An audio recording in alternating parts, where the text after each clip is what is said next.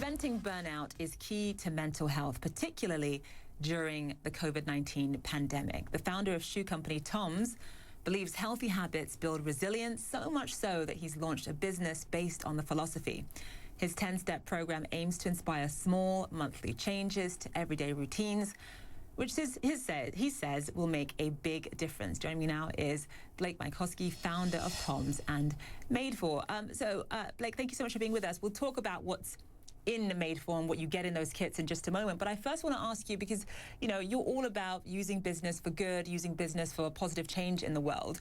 For potential clients out there for your Made For company, how do you function with intentionality at a time like this of just so much uncertainty? Yeah, I think it's amazing the timing of this pandemic. We launched Made For on March 4th, just on the eve of it really hitting our soil here in the United States. And what we found with the Made For members that are using the program is it really helps remove some of that uncertainty we all feel that creates a lot of anxiety and stress during this pandemic, during this time of shelter in place. And so it was very fortuitous and amazing timing that we worked on this program for 2.5 years, and it was set to launch just before the pandemic came.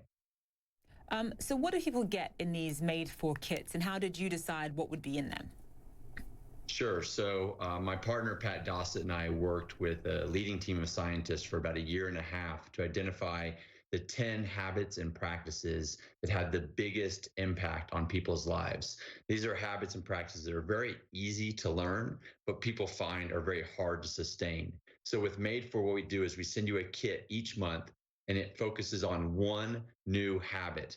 Something very easy to learn, but once you integrate it in your life, has a huge effect. And beyond and in the kit, there's a tool that helps you learn the new habit, kind of all the science that we've learned broken down into a very easy to read, like 20-minute chapter, and then a challenge to help keep you accountable as you learn this new habit during the month. And that comes to you each month, and each month you get to focus on a new one until you complete the program after 10 months.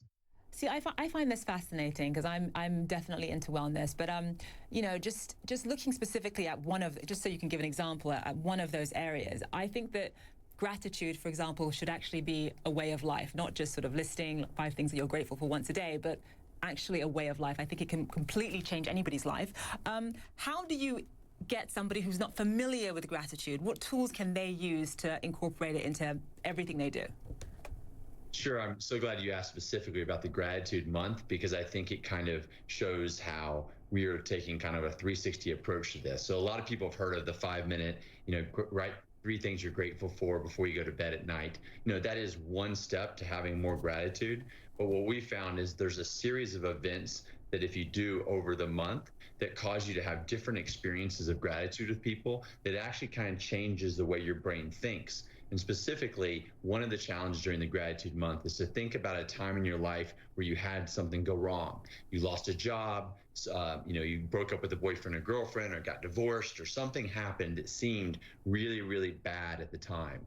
We then have you do a creative writing exercise where you write to that event, and you write and thank it for what happened after, because oftentimes what we find is something that looks really challenging and hard in the moment later allows something great to happen in your life. And so by changing the way that your brain thinks about challenging situations like what we're experiencing right now, allows you to have more gratitude and positivity, and allows you to change your mindset. So moving from this fixed mindset to a growth mindset during the time of challenge. And so during our gratitude month, we have about 4 different experiences that you do throughout it. Some are interacting with loved ones or people that you care deeply about, colleagues, etc. And some of it's more personal, like this writing exercise that helps you reimagine when bad things or hard things happen, how at some point you actually be grateful for the opportunity that they provide. So as a founder of multiple businesses, as an aspirational figure yourself, how have all these practices actually changed your life?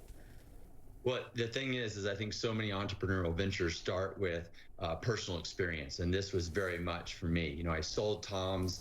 I had all the success and helped so many people, and was thinking I should just feel great every day. And several months later, I realized I wasn't feeling great every day.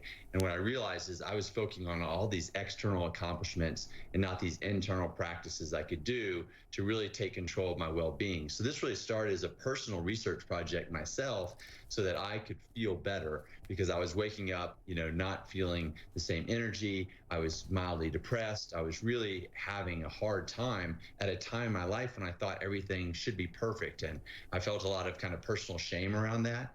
And as I started to explore other people who were also challenged in this way, I realized that the people who were truly thriving weren't looking outside themselves, but inside themselves. And they were doing these habits that scientifically have been proven to change the very important chemical levels that increase your well-being. Yeah, and thank you, by the way, for opening up to us about some of the harder times in your life. I'm sure a lot of people dealing with this pandemic can relate to that. But Blake Mycoskie, we have to leave it there. We've run out of time, sadly. Founder of TOMS and Made For. Thank you.